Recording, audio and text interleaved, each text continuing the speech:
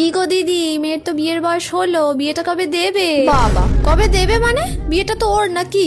তা ওর যখন ইচ্ছে হবে, যাকে ইচ্ছে হবে তাকে করবে। এই নিয়ে সবার মাথা না ঘামালেও চলবে গো।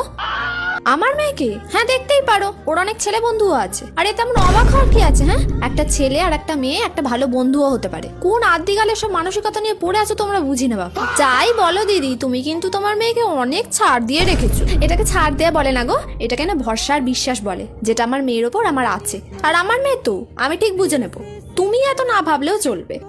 বাবা, তোমার মেয়ে কিন্তু খুব বড়দের মুখে মুখে কথা বলে। হ্যাঁ, তো এটা তো আমি ওকে শিখিয়েছি, যে যেমন তার সাথে ঠিক তেমন ভাবে ব্যবহার করা উচিত। এমন না যে বড় বলে তার কথা সবসময় শুনতে হবে, তাকে সম্মান করতে হবে। সামনের মানুষের ব্যবহারটাই হলো আসল, বুঝলে?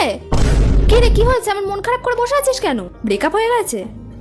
তা ব্রেকআপ হয়েছে, তারপর মন খারাপ করে থাকার কি আছে? হ্যাঁ, দেখ, পৃথিবীতে সবসময় যে সবাই থেকে যাবে এমন কিন্তু কোনো কথা নেই, ঠিক আছে? আর আমার মেয়েকে